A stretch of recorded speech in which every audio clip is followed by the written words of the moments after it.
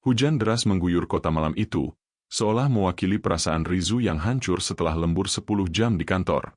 Dia hanya ingin pulang, memeluk Septi, dan melihat tawa putra kecil mereka. Namun, saat kunci pintu diputar, yang menyambutnya bukan aroma masakan rumah atau pelukan hangat, melainkan kesunyian yang mencekam. Bau hangus tercium dari dapur, dan di sudut ruang tamu, putra mereka yang baru berusia 2 tahun tertidur di lantai dingin dengan pipi yang basah oleh sisa air mata yang sudah mengering. Jantung Rizu berdegup kencang. Kemarahan dan kekhawatiran bercampur aduk menjadi satu. Dia melangkah menuju kamar utama yang tertutup rapat dan terkunci dari dalam. Dari balik pintu kayu itu, terdengar suara yang sangat asing bagi pendengarannya. Itu adalah suara Septi, istrinya yang selama ini dikenal pendiam dan lemah lembut. Namun kini, Septi terdengar tertawa lepas, manja, dan sesekali berteriak histeris penuh adrenalin. "Habisi dia, sayang. Jangan kasih ampun," teriak Septi dari dalam kamar. Rizu menggedor pintu dengan keras. "Septi, buka pintunya. Apa yang kamu lakukan di dalam?" Hening sejenak, lalu terdengar suara gerasak-gerusuk yang terburu-buru. Saat Septi akhirnya membuka pintu, wajahnya tampak pucat dan berkeringat. Rambutnya berantakan, dan matanya merah seolah sudah berhari-hari tidak tidur. Di tangannya, sebuah ponsel masih menyala panas, menampilkan grafis permainan perang yang kompleks. Rizu melangkah masuk dengan napas memburu. Matanya tertuju pada tumpukan bungkus makanan instan di atas tempat tidur dan cucian kotor yang menggunung. "Kamu sadar apa yang kamu lakukan, Septi? Arka menangis sampai tertidur di lantai, rumah seperti kapal pecah, dan kamu mengunci diri hanya untuk main game." Septi bukannya merasa bersalah, justru menatap Rizu dengan pandangan menantang. "Aku stres, Mas. Aku butuh hiburan. Kamu selalu sibuk kerja dan tidak pernah punya waktu untukku." Tepat saat Rizu hendak membalas, ponsel yang digenggam Septi berdenting keras. Sebuah notifikasi pesan muncul di layar yang masih menyala terang. Rizu menyambar ponsel itu sebelum Septi sempat menyembunyikannya. Di sana, sebuah pesan dari kontak bernama Farhan muncul dengan emotikon hati yang sangat mesra. "Sabar ya, sayang. Kalau si kaku itu sudah tidur, kita lanjut main lagi. Jangan lupa, rencana kita untuk menguras tabungannya harus jalan besok. I love you." Dunia seolah runtuh di bawah kaki Rizu. Dia menatap istrinya yang kini gemetar ketakutan. Rahasia besar itu baru saja terkuak, dan Rizu menyadari bahwa selama ini dia tidak hanya dikhianati secara perasaan, tapi juga sedang dipersiapkan untuk dihancurkan secara finansial oleh wanita yang paling dia percayai. "Jadi ini alasan kamu selalu minta uang tambahan?" bisik Rizu dengan suara parau yang menahan ledakan amarah. "Ternyata selama ini, aku memelihara musuh di dalam selimut." Rizu mencengkeram ponsel itu dengan tangan yang gemetar hebat, seolah benda elektronik itu adalah bara api yang siap menghanguskan telapak tangannya. Kalimat, menguras tabungan, terus berputar di kepalanya seperti kaset rusak, merobek sisa-sisa harga diri dan kepercayaannya pada Septi. Di depannya, Septi mencoba merebut ponsel itu dengan wajah yang berubah dari pucat menjadi penuh amarah yang defensif. "Kembalikan, Mas. Kamu tidak punya hak lancang membuka privasiku," teriak Septi, suaranya melengking di tengah kesunyian malam.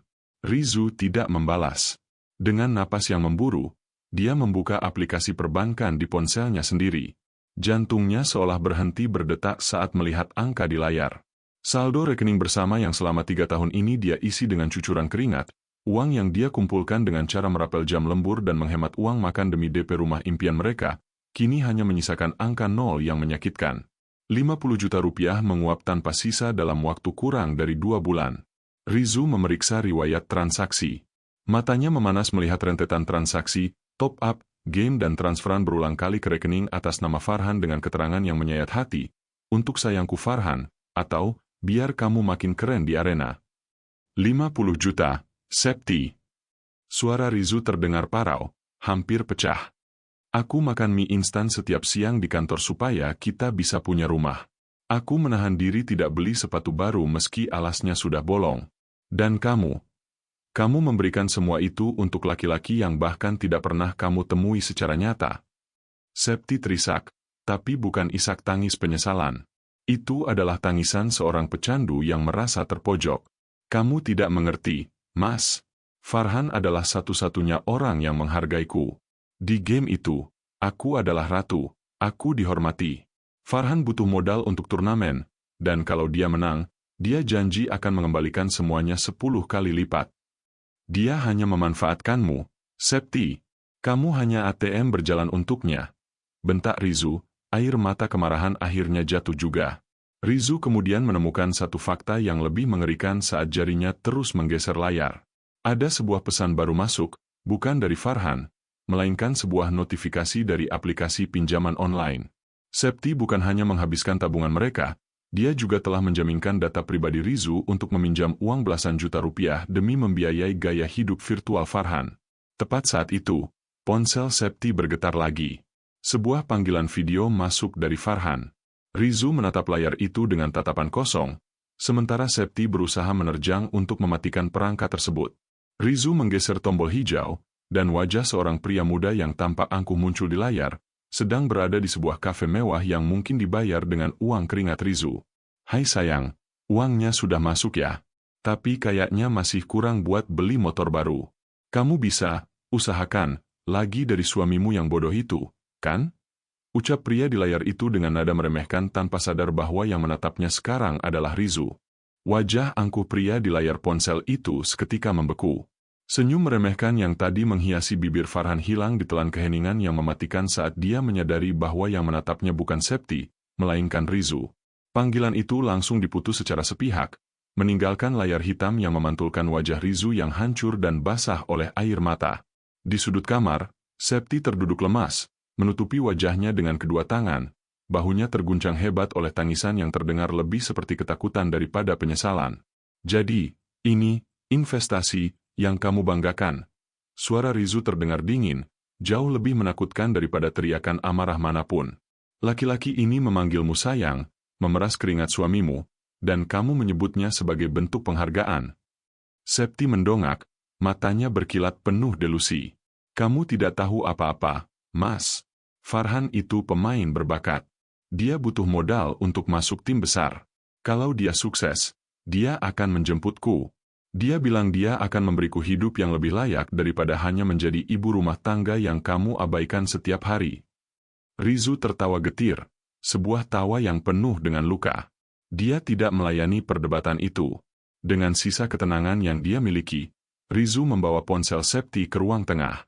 Dia mengabaikan rengekan Septi yang memintanya mengembalikan ponsel itu.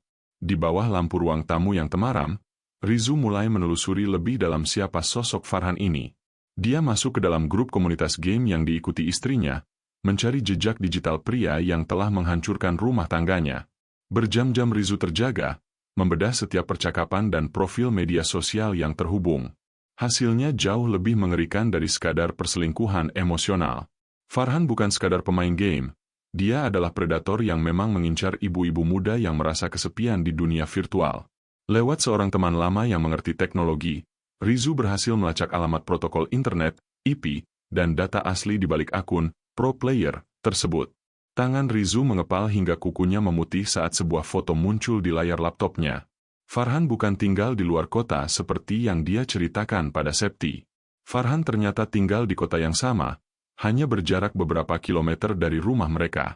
Bahkan, Rizu mengenali latar belakang foto profil Farhan yang terbaru, sebuah kafe yang baru saja dia kunjungi bersama Septi sebulan yang lalu. Namun, kejutan paling menyakitkan muncul saat Rizu menemukan sebuah folder tersembunyi di penyimpanan awan milik Septi yang tersinkronisasi dengan ponselnya. Di dalam folder itu, tersimpan foto-foto dokumen rahasia kantor milik Rizu. Septi tidak hanya mencuri uangnya, dia telah menjual data rahasia perusahaan tempat Rizu bekerja kepada Farhan untuk dijadikan jaminan hutang. Rizu menoleh ke arah kamar, di mana istrinya masih menangis sesenggukan. Keinginannya untuk memaafkan telah mati sepenuhnya. Kini yang tersisa hanyalah rencana pembalasan yang dingin. Saat fajar menyingsing, Rizu mendapatkan sebuah notifikasi pesan di ponsel Septi yang dia pegang. Pesan itu dari Farhan, "Besok malam aku tunggu di hotel biasa. Bawa emas ibumu yang kamu janjikan kemarin. Jangan sampai si bodoh itu curiga."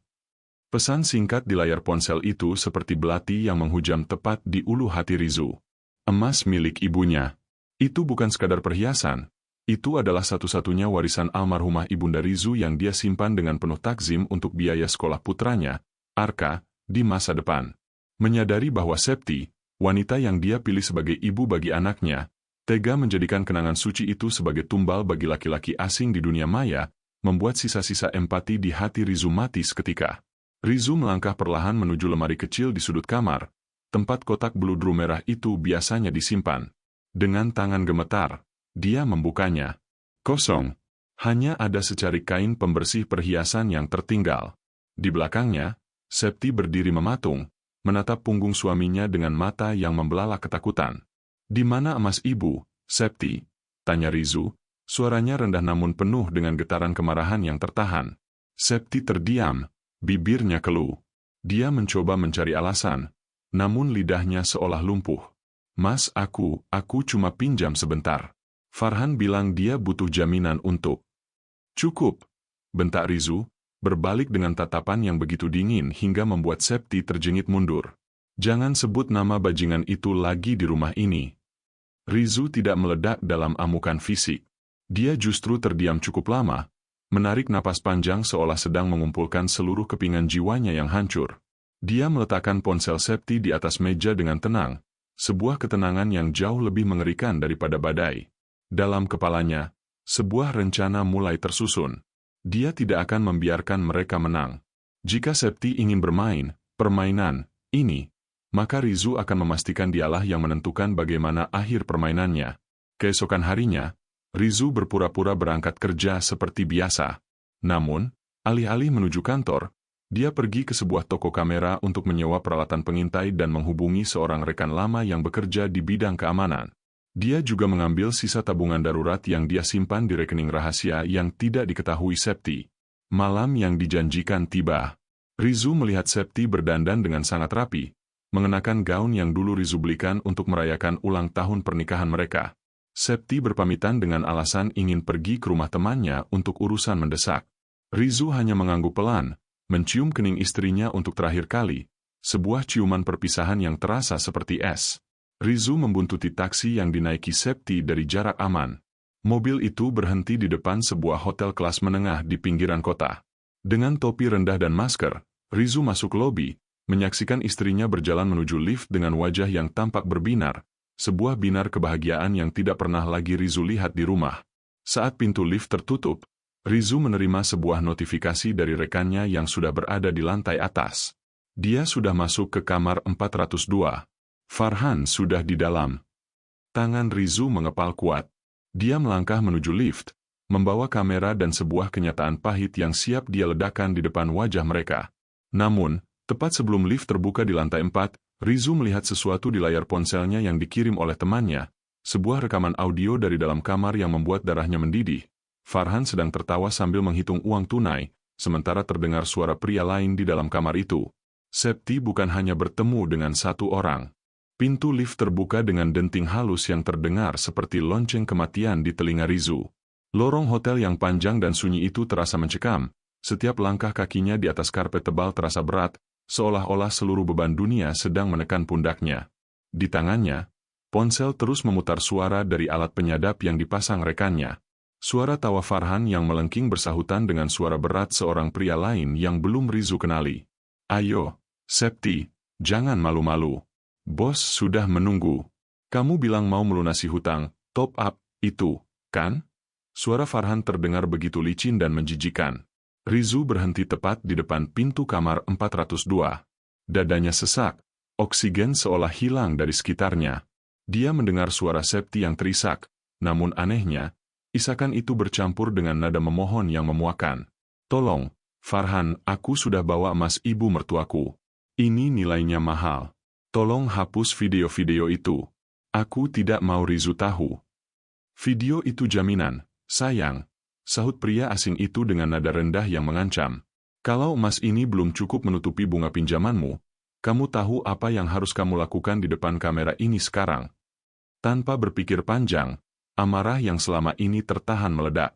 Rizu menghantamkan bahunya ke pintu kayu itu dengan seluruh kekuatan yang tersisa dari sisa-sisa harga dirinya.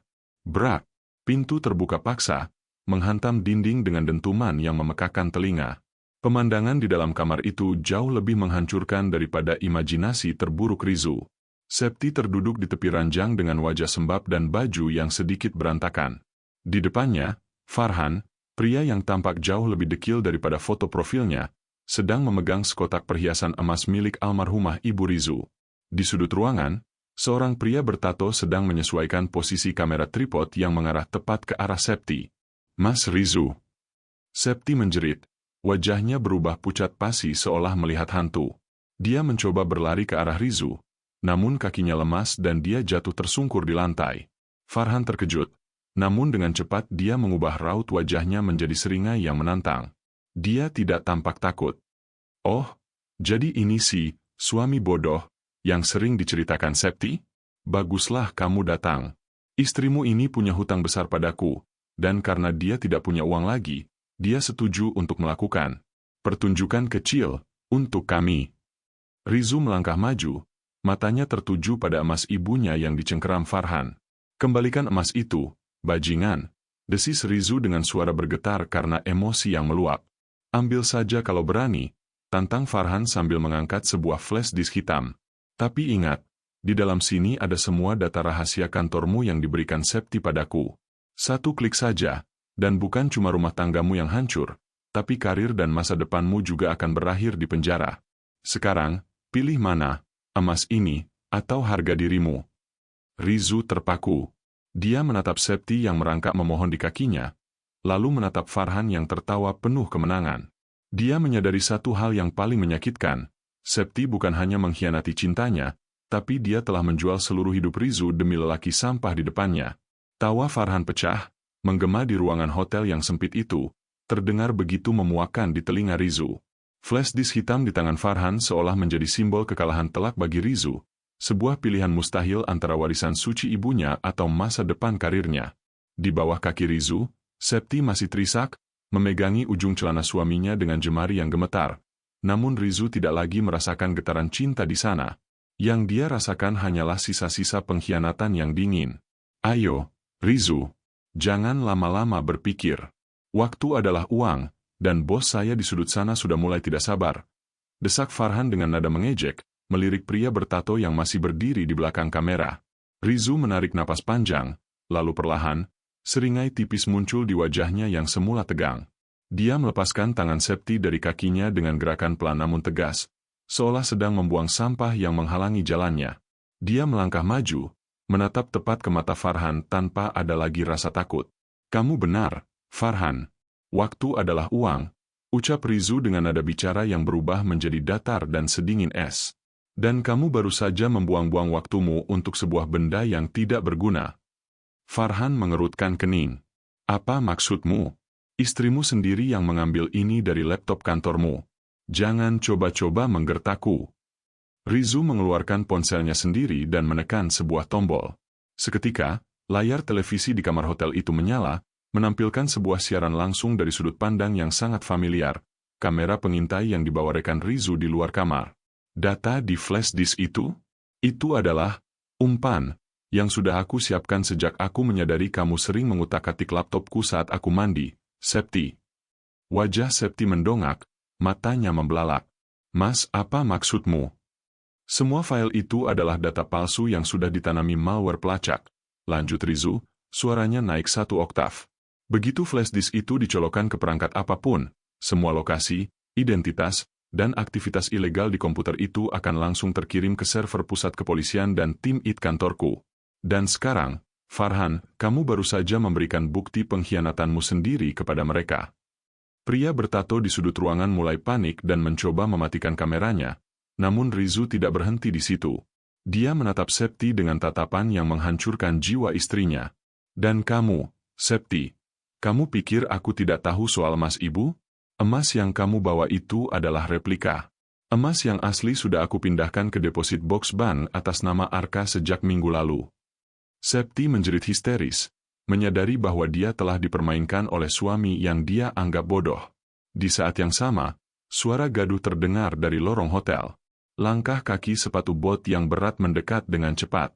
"Pilihannya sekarang bukan di tanganku, Farhan," bisik Rizu tepat di depan wajah pria yang kini pucat pasi itu. tapi di tangan tim buser yang baru saja sampai di depan pintu. Gemerincing borgol yang beradu dengan suara keras pintu yang didobrak paksa polisi menjadi simfoni kehancuran bagi Farhan dan Septi. Di tengah kekacauan itu, Farhan mencoba melarikan diri melalui jendela, namun dengan sigap petugas meringkusnya ke lantai dingin hotel yang kini terasa seperti sel penjara. Rizu berdiri diam di sudut ruangan, menyaksikan pria yang menghancurkan rumah tangganya itu mengerang kesakitan, sementara Septi bersimpuh di pojok tempat tidur, menutupi wajahnya yang kini penuh dengan air mata ketakutan. "Mas, tolong aku, Mas. Aku dijebak. Aku tidak tahu kalau Farhan sejahat ini," teriak Septi histeris saat seorang polwan mulai menuntunnya keluar. Rizu tidak bergeming. Tatapannya kosong, menembus dinding-dinding hotel yang penuh dosa itu. Dia tidak merasa menang, dia hanya merasa hampa.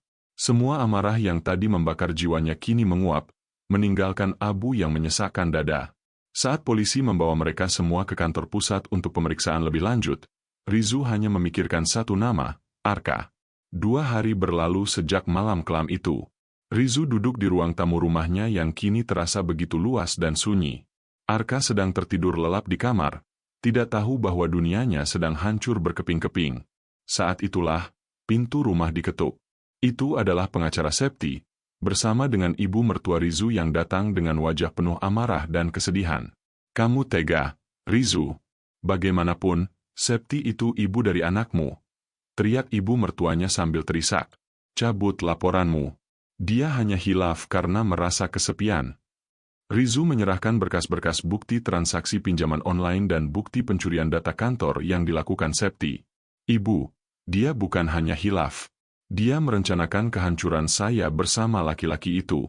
Dia menjual masa depan Arka demi sebuah game dan seorang penipu." Namun, Septi ternyata memiliki kartu as terakhir. Lewat pengacaranya, dia mengirimkan pesan suara dari balik tahanan. Suara Septi terdengar serak, namun ada nada ancaman yang nyata di sana. "Mas, kalau kamu tidak mencabut laporan penipuan itu, aku akan memberikan kesaksian bahwa kamulah yang selama ini melakukan kekerasan padaku. Aku akan membawa Arka pergi ke tempat yang tidak akan pernah bisa kamu temukan. Kamu tahu aku bisa melakukannya, Mas. Pilih, aku bebas, atau kamu kehilangan Arka selamanya." Rizu mengepalkan tangannya hingga buku-buku jarinya memutih. Amarahnya kembali menyala, namun kali ini jauh lebih terkendali dan mematikan. Septi telah melakukan kesalahan terbesar dalam hidupnya, menggunakan Arka sebagai tameng untuk menyelamatkan dirinya sendiri dari jerat hukum. "Dia pikir dia masih bisa bermain-main denganku," desis Rizu dengan suara rendah. Dia meraih ponselnya dan menghubungi seseorang yang selama ini mengawasi aktivitas media sosial Septi dan Farhan secara rahasia.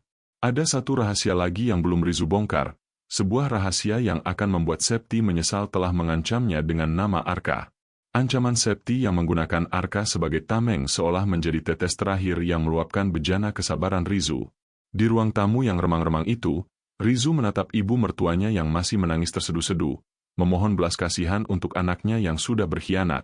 Namun, Rizu tidak lagi melihat Septi sebagai istri, atau bahkan sebagai ibu. Baginya, Septi kini tak lebih dari seorang orang asing yang berbahaya. "Ibu ingin saya mencabut laporan?" tanya Rizu, suaranya tenang, namun ada aura kematian yang tersirat di sana. "Sebelum ibu membela dia lebih jauh, ada satu hal yang harus ibu lihat. Rahasia yang selama ini dia simpan rapat-rapat, bahkan dari saya."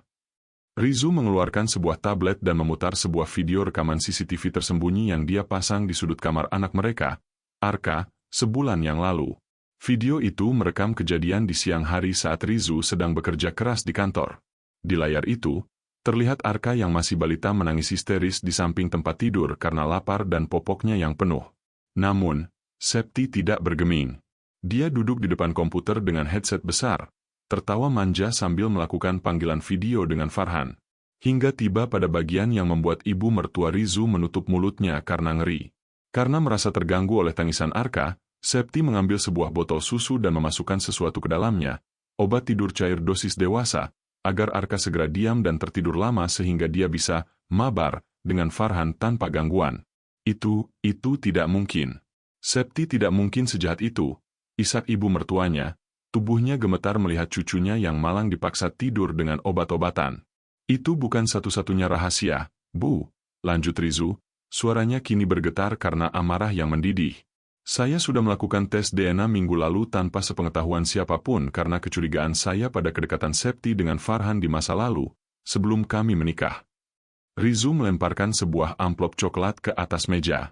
Isinya adalah hasil tes DNA yang menyatakan bahwa Arka memiliki kecocokan 0% dengan Rizu. Dunia seolah berhenti berputar. Ibu mertua Rizu jatuh pingsan di atas sofa, sementara pengacara Septi yang tadinya tampak angkuh, kini hanya bisa terdiam dengan wajah pucat. Keesokan harinya, Rizu mendatangi Septi di sel tahanan. Dia tidak membawa surat pencabutan laporan, melainkan bukti-bukti medis tentang zat kimia di tubuh Arka dan hasil tes DNA tersebut. Saat Septi melihat berkas itu, wajahnya yang tadinya penuh ancaman seketika hancur berkeping-keping. Kamu menggunakan Arka untuk mengancamku, bisik Rizu tepat di depan kaca pembatas. Mulai hari ini, kamu kehilangan hakmu sebagai ibu, dan kamu akan membusuk di sini bukan hanya karena penipuan, tapi karena percobaan pembunuhan terhadap anak yang bahkan bukan darah dagingku, tapi tetap kucintai sepenuh hati. Dinding kaca di ruang kunjungan penjara itu terasa seperti jurang yang memisahkan dua dunia yang berbeda. Di satu sisi, Septi meratap dengan wajah yang hancur, jari-jarinya yang gemetar mencakar-cakar kaca seolah ingin menembus kenyataan pahit yang baru saja meledak. Di sisi lain, Rizu duduk dengan punggung tegak, wajahnya sedingin marmer, menatap wanita yang pernah menjadi pusat dunianya itu tanpa sedikit pun sisa kasih sayang. Kalimat terakhir Rizu tentang Arka dan hasil tes DNA itu telah membunuh sisa-sisa jiwa Septi lebih cepat daripada jeruji besi manapun. Mas, aku mohon. Arka tetap anakmu, Mas. Farhan yang menjebakku, dia yang memaksaku. Racau Septi dengan suara serak, air matanya membasahi baju tahanan yang kusam. Rizu hanya tersenyum tipis, sebuah senyum yang sangat menyakitkan untuk dilihat. Farhan tidak memaksamu memberikan obat tidur itu pada Arka, Septi. Farhan juga tidak memaksamu untuk menghapus jejak digital masa lalu kalian sebelum kita menikah. Kamu yang memilih permainan ini, dan sekarang, aku hanya memastikan permainannya berakhir dengan adil. Rizu mengeluarkan sebuah dokumen terakhir dari tasnya. Bukan surat pencabutan laporan, melainkan surat pernyataan pelepasan hak asuh secara mutlak dan berkas gugatan ganti rugi atas semua kerugian finansial yang Septi timbulkan. Namun, ada satu hal lagi yang jauh lebih kejam. Rizu telah menghubungi seluruh keluarga besar Septi, menunjukkan video penyiksaan Arka dan bukti perselingkuhannya. Septi kini bukan hanya kehilangan suami dan harta, tapi juga kehilangan satu-satunya tempat untuk kembali. Aku sudah membayar pengacara terbaik untuk memastikan Farhan membusuk di sel yang sama dengan para kriminal kelas berat yang paling membenci penipu seperti dia, bisik Rizu, matanya berkilat tajam. Dan untukmu, aku sudah memastikan semua akun game dan identitas virtualmu diblokir secara permanen oleh pengembang karena kasus penipuan. Kamu tidak akan pernah bisa menjadi ratu di dunia manapun lagi. Rizu berdiri, merapikan setelannya yang kini tampak jauh lebih mahal dan berwibawa daripada saat dia masih menjadi suami bodoh yang bisa diinjak-injak. Dia menatap Septi untuk terakhir kalinya. Aku tetap akan merawat Arka. Bukan karena dia darah dagingku, tapi karena aku manusia yang punya nurani, hal yang sudah lama hilang darimu sejak kamu kecanduan ilusi di layar ponsel itu. Mas, jangan tinggalkan aku. Aku bisa mati di sini, teriak Septi saat Rizu mulai melangkah pergi. Rizu berhenti sejenak tanpa menoleh. Kamu tidak akan mati, Septi.